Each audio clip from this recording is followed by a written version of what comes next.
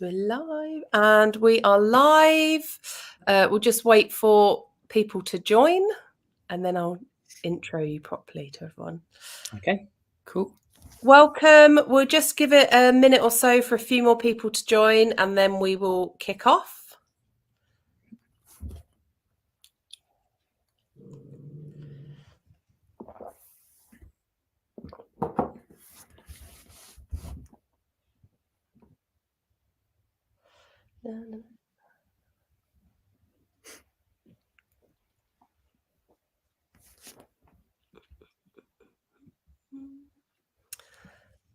Right, let's make a start. So welcome everyone to today's class. This is the Burns and Admiral puppy parenting classes, and this class is Ask a Vet. And here we have TikTok star and veterinarian Ben the Vet.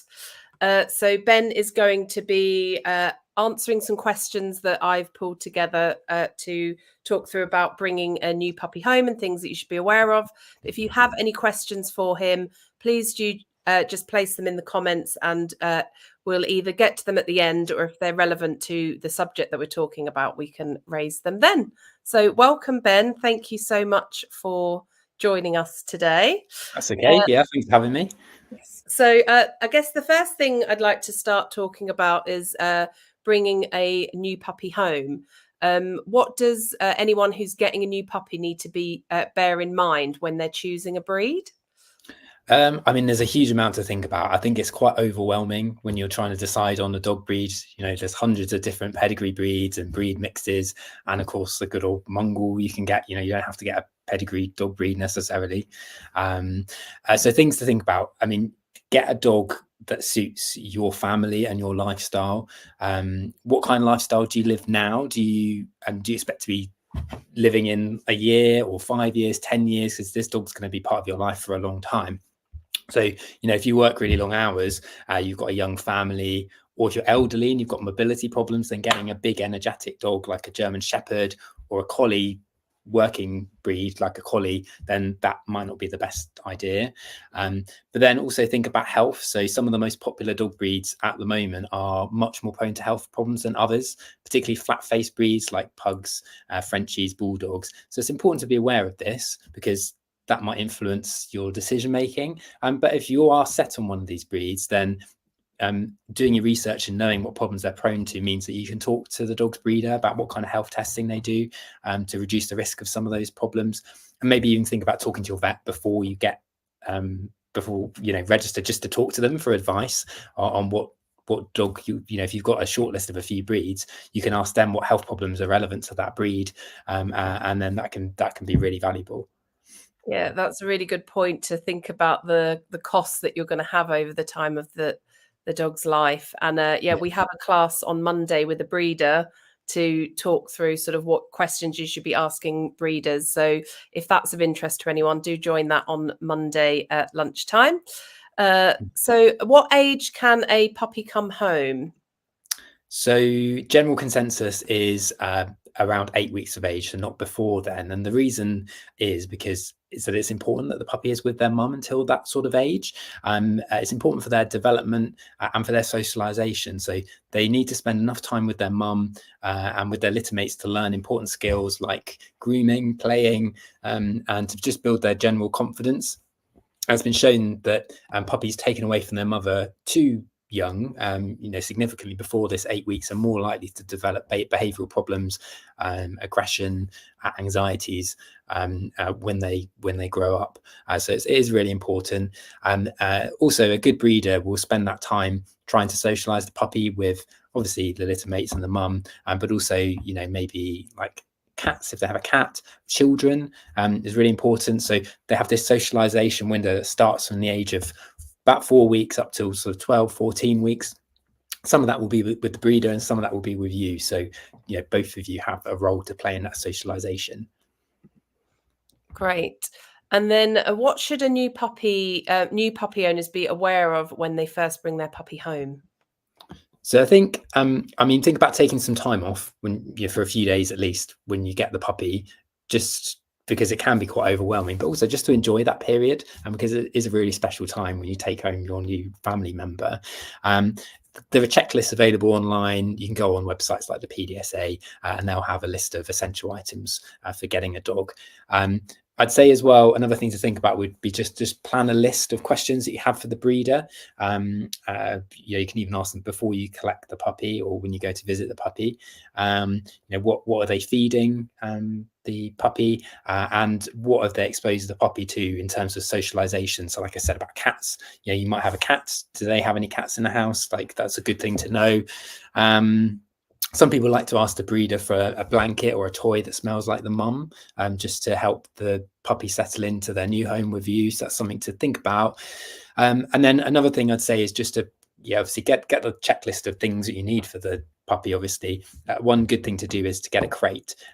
So a crate is generally a good idea for your dog to have a space for themselves. So don't think of it like a cage that you're locking them in. It's their bedroom. It's important for them to have some space and somewhere that they can go and sort of hide away and have some alone time. And obviously it's practical as well. So yeah, definitely think about crate training them when you get them. Great. Should owners be worried if their puppy isn't eating when it first comes home? This is quite a common thing that we see with puppies coming into the vets, like often for their first check.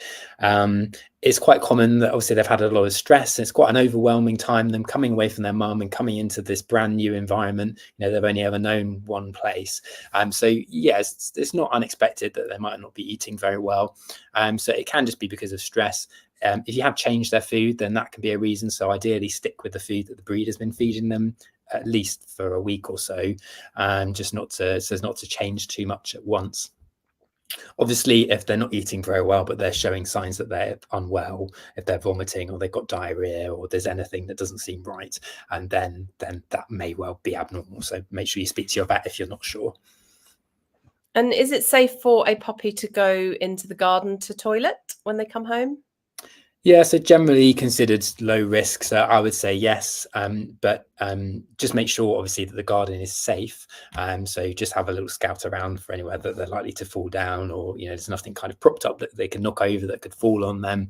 In terms of sort of vaccinations and risk of picking up things from the garden, if you don't have any other dogs, then the main risk would be from other animals coming into your garden, particularly foxes. So check your garden regularly for fox poo, just to help reduce that sort of risk and clean that up regularly. The other thing I guess I should say is that you could socialize the puppy with other dogs in your garden. So if you've got family or friends that have a dog, it's a good idea to that window of socialization. Part of that is going to be in that period when they don't have full protection from their vaccinations, but which people often worry about, but they're going to have had one vaccination, so they'll be developing some protection from that.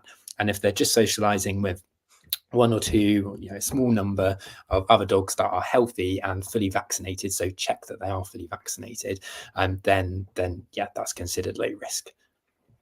Great. And then it'd be great to talk a bit about vet checkups. So when should new puppy owners take their puppy for its first visit to the vet? I'm sorry, that's my doorbell. So if you answer that, I can answer that. No worries.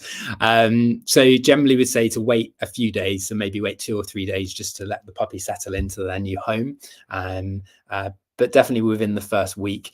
I'd say that, so it's important to get them checked in the first week to pick up any congenital problems that they might have been born with. So things like heart murmurs. Definitely get them checked in that first week. And that means that you can bring up those problems. If there is any major health problem that is detected, then you can go straight back to the breeder to discuss that. And then, I guess another thing to talk about would be how often they should be visiting the vet. So it's really important that they're visiting the vet regularly when they're young. Firstly, to check that they're growing well, and also to make sure and to check that they're not developing any health issues, but also for their socialization. We want them to build a positive association with coming to the vets. So a lot of practices, or most practices, will recommend monthly weight checks, usually just with a nurse, for them to be given a bit of fuss and a positive experience. If every time they come into the vets they have an injection or they have a thermometer put up their bottom, then they're going to have a negative association with the vets, and they're more likely to be fearful And that can manifest as being aggressive. So we see a lot of dogs that are terrified of the vets and can become really, really aggressive. And we struggle in some cases to if they've not been muzzle trained, to get a muzzle on them. And so on occasion, there are dogs we just can't examine. And that's obviously a massive issue. If they're ill and we can't do anything with them without sedating them, that's stressful for everyone involved. So really worth putting in the time and effort there with the regular checks. Yeah, I definitely learnt that lesson with mine. I changed vets and then took her to get spayed, and obviously that just completely, she associated the vets with that, and then it made it really different. She was very anxious every time we went after that. So I definitely agree with that one. The checkups are worth it, just to, as you say, build that trust and relationship. Yeah, absolutely. And even if they're a bit older, a lot of vets will be quite happy for you to come in just for like the receptionists or nurses to just give your dog a few treats, so that they're not having anything done to them, they're not being examined or anything. They're definitely worth speaking to them if you're worried your dog's getting anxious. That's a good idea. Just go make a fuss of them. How often should they visit their vet? So we would normally say, so in that first week for their first check, and then for their follow-up vaccinations, so they'll have the first one usually about 8 weeks or just before, and then the second vaccination between 2 and 4 weeks later, depends on the vaccine product, so slightly different. And some vets will recommend a 16-week vaccination as well for parvovirus, and particularly if there's a higher risk of it in your area. So that's something that your vet may discuss with you. And then monthly checks until they're 6 months, and just for weight checks and just to build that positive association with the vets. After that, they'll have their annual vaccinations once a year, and a lot of practices will do a 6-month check as well. Great. And when someone brings a puppy or a dog in for a checkup, what are you looking at sort of health wise to try and identify and check on them? So we're checking their weight. So we'll weigh them every time to make sure they're growing as they should. And then certainly the first time they come in, and they'll have a complete head to toe examination. So we're particularly checking for things like heart murmurs, hernias, any abnormalities with their teeth, checking they don't have a cleft palate. And with male dogs, we want to make sure that both of their testicles are descended, because it's not an uncommon thing that they don't both come down. And checking for signs of common parasites like ear mites and fleas. They would be the most common parasites we'd find. Great. And then on vaccinations, so what do vaccines protect dogs from? Because I think people are probably aware for themselves and kids, but perhaps not what the vaccines for dogs actually protect from. So the core vaccines are for 4 different infections. 3 of them are infections they can pick up from other dogs. One is called distemper, hepatitis, and then the most common one that people will have heard of, or most likely to have heard of, is parvovirus, which can be fatal, and is something we do see, unfortunately, not infrequently, but it's very much preventable with vaccinations. That's why it's so important. And then that 4th infection is called leptospirosis, and that's a very serious infection that is zoonotic, so humans can pick it up as well. It's spread primarily from rats and mice, so through rodents and via their urine. So stagnant water or any kind of water courses would be a risk factor for your dog picking that up. Great. And then how often should they have their boosters? Once a year. So that they'll have all parts of the vaccine in their puppy course and when they're a year old.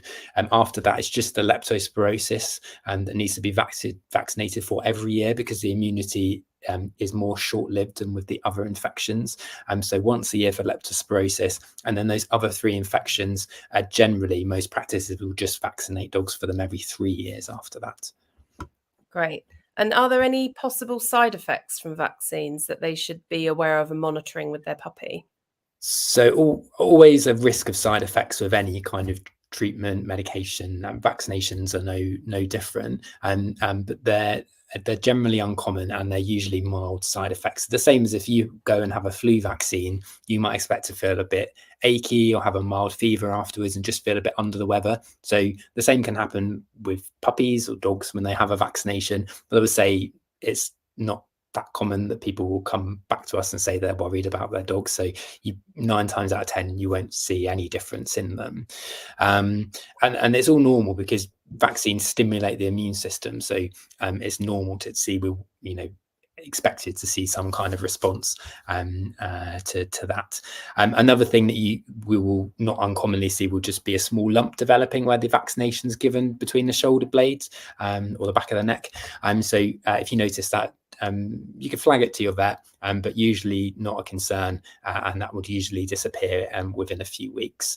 I would say there's quite a lot of misinformation particularly about the leptospirosis vaccine, as there's 2 types of the lepto vaccine. There's an L2 and an L4, and a lot of misinformation online that the L4 vaccination can be very harmful, but there's not a significant difference in reactions between the L2 and the L4. So for every 10,000 vaccinations, about 7 reactions for L4 versus 2 for L2. So out of 10,000 vaccinations, that's really very infrequent, and that L4 will give extra protection for 2 extra types of leptospirosis. So it's really not a concern. I've never seen any serious reaction to L4. I've used it every day for my working life for 8 years. Cool. And then neutering and spaying. So can a female dog be neutered straight after her season? Not straight after. So they can either be neutered before they have their first season. So that would be about 6 months of age. It depends on your dog's breed. So that's not always recommended in every case, particularly larger breed dogs. It's not always recommended. So talk to your vet about that. But generally, if we're doing it after the season, we have to wait usually about 3 months after the season, because if we do it too soon, there's a higher risk of bleeding. And also, after they have their season, dogs go through a lot of the same changes in their hormones as if they were pregnant, and it's quite common they can develop a false pregnancy. And that's usually in the 2 months after the season. So if we spay them and they're having a false pregnancy, then that can lead to problems where they produce milk persistently after they're spayed. And there's evidence that it's linked. It can increase the risk of some behavioural problems as well. So yeah, full season or 3 months after generally is the general advice. And are there different procedures? So for male dogs, not really. So there's just one way of castrating them. But with female dogs, there is the option of them having keyhole surgery, so a laparoscopic spay. So that generally has a smaller incision and a quicker recovery, but is usually more expensive. So it's something to talk to your vet about. Generally, so with any surgery, there's always some risk involved, but a spay is a surgery your vet will be doing very regularly. And whilst there are those risks, it's generally uncommon that there are any kind of complications. But yeah, worth talking about the keyhole surgery if that's something you want to think about for your dog. Great. And then it'd be good to chat a bit about the sort of basic nutrition for puppies. Does what a puppy or a dog eats have an impact on their overall health? Yeah, of course. I mean, just the same as us, and they need to have the right balance of nutrients in their diet, and particularly when they're growing, it's important that they have the right amount of protein and vitamins and minerals. So particularly calcium, they're not having too much or too little, and getting enough energy as well. So if they're fed an inadequate diet, they'll be at risk of developing nutritional imbalances, and there's an increased risk of certain joint problems or problems with bone development if they're fed an inadequate diet.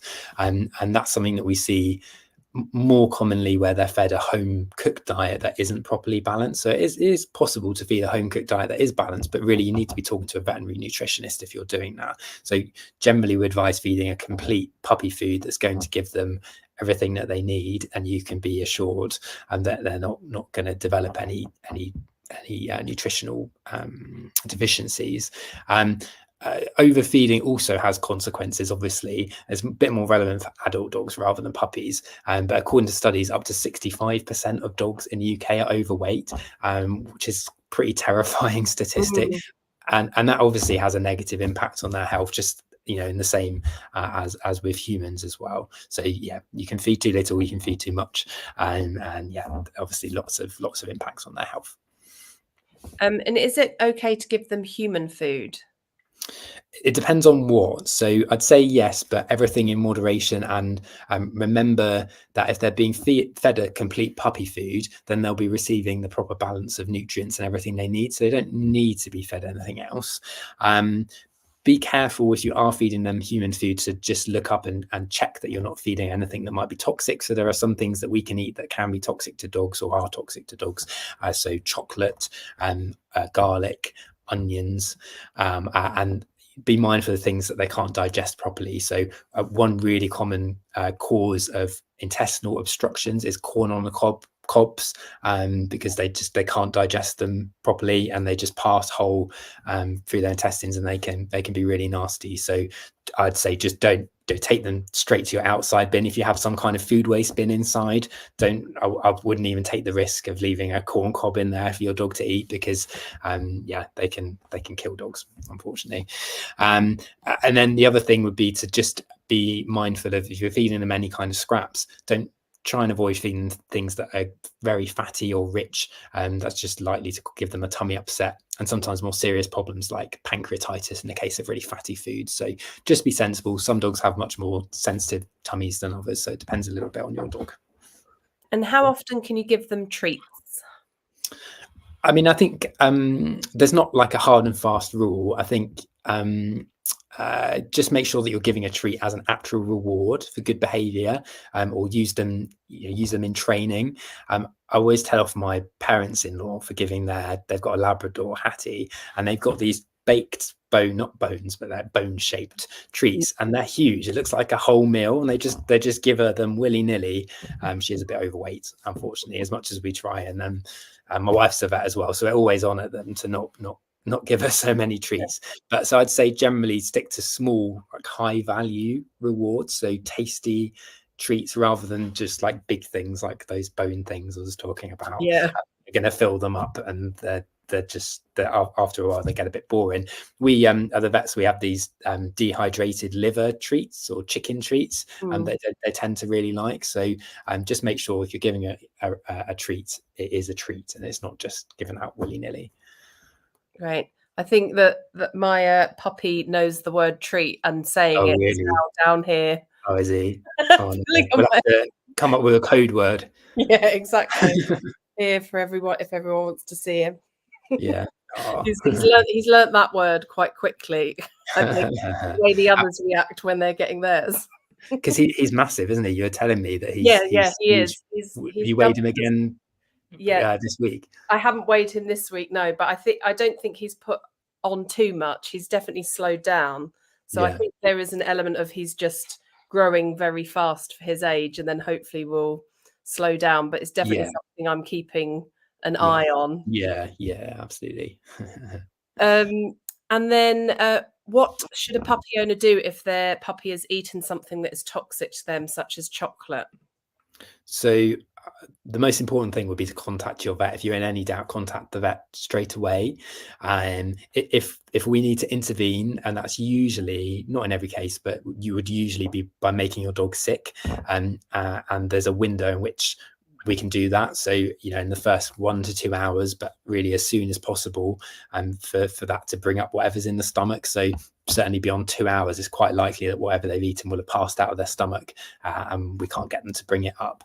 And they may also say, don't worry, but it's not a risk. So with things like chocolate you mentioned, it depends how much they've eaten based on their body weight. So a Great Dane eating a small amount of chocolate might not be a concern, but a Chihuahua eating the same amount of chocolate, that's they might only weigh 2 kilos versus the 60, 70 kilo Great Dane, then that's going to be more of a risk to a Chihuahua. So it depends on your dog's size. Okay, great. And then we've just got a quick time for some questions. We've had a few, but if anyone else has got any questions, please do ask them now. Lewis would like to know, how long should you keep dogs or puppies in a crate for? I mean, I don't know. I guess I'm not quite sure what Lewis means, whether he means like at a time or like until what age. But a lot of people will keep their puppies. I think it's fine to keep your puppy in a crate overnight. Obviously, it depends on their kind of toilet training. If they're having accidents, you may need to get up in the night to let them out, particularly when they're small. They've got very small bladders and they need to pee quite frequently. But I'd say, generally kind of same advice, during the day as how long you would leave a dog alone for. So you wouldn't really want to leave a dog alone for more than 4 hours. I think is the general, doing that regularly is a bit too long. So yeah, you wouldn't want to leave them in a crate for more than 4 hours either. Great. And then I guess in terms of their age, and then it depends really. I mean, if they're happy, if they like the crate, and like I was saying, a crate can act as their sort of bedroom, a place that they voluntarily will just take themselves off in. So if they like the crate, there's no sort of upper age limit. I guess just bear in mind their size. So if they're like a massive dog in a tiny crate, then obviously that's not going to work. But like particularly a small dog, if they like a crate, then that's fine. Just keep the crate. Great. And then Mark's got a very specific one here, but I'd be interested to know this too. Why is it that puppies and dogs love to rub themselves in fox poo when they spot it? I don't know. I mean, I don't think there's a scientific evolutionary reason for that. I think they're just a bit gross, really. I don't know. I mean, obviously they, because it's another dog's scent, and there's not really a reason why they would like to, or an evolutionary reason that I can think of, that they would like to get that all over their coat and acquire that scent. So no, maybe I'll look that up and I can make a TikTok on it if I find some information about that. Maybe it's they don't like smelling of nice shampoos and they'd rather just smell of the outdoors. Yeah. I think that's probably it. And then this is a cat question, but I guess it applies to dogs and cats. Can cats have cooked chicken that is seasoned? I mean, be careful with what it's seasoned with. I would say no. Just feed them plain. If you want to feed them chicken, just feed them plain chicken. Some garlic can be toxic, so it's been seasoned with garlic. Garlic can be toxic in that it can cause damage to red blood cells, so it can affect. It can cause a sort of anemia if they eat a significant amount of garlic. So no garlic. Obviously, cautious with salt as well.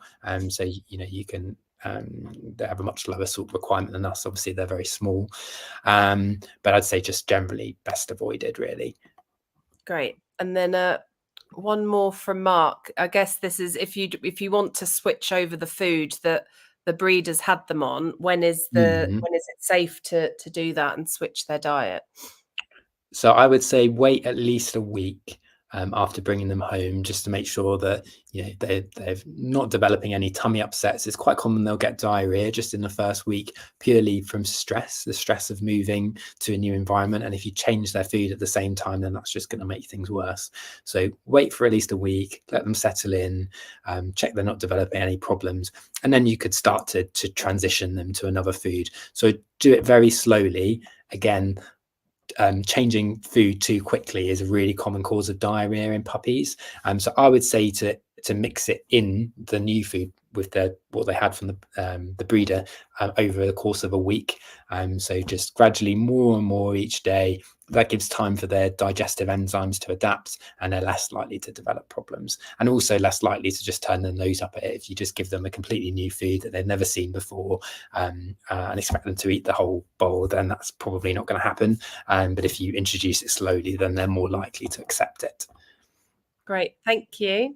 And that's all our questions. So thank you everyone for joining. I know there's been a lot of questions that are nutrition based. So we did have a class on Friday that's specifically about nutrition. So do check that out on Burns and Admiral's Facebook pages, and it's also on Burns's YouTube channel if you want to find out a bit more there. But thank you everyone for joining. Ben, thank you so much for your time. Thanks for having me on. Lovely weekend, everyone. And we've got more classes next week, so please do check them out on the Burns and Admiral websites. Bye. Bye.